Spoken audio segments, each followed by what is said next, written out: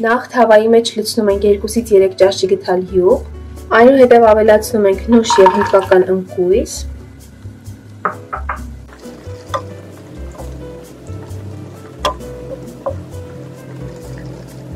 պետք է այնքան տապակենք, մինչև գույնը մքանա, բավական է, այնուհետև առանձին եռացնում ենք կես լիտր կաթը, որին եռալուց հետո պետք է ավելացնենք 1 բաժակ շաքարավազ, խառնում ենք այնքան, մինչև շաքարավազը լցվի, հիմա ավելացնում ենք 3-ից 4 հիլ, խառնում ենք, ավելացնում ենք մանր քերած գազարը,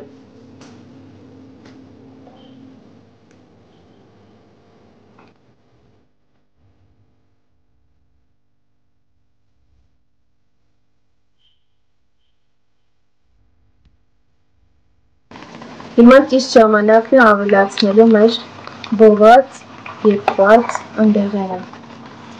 անկասկած շատ համեղ է ստացվելու,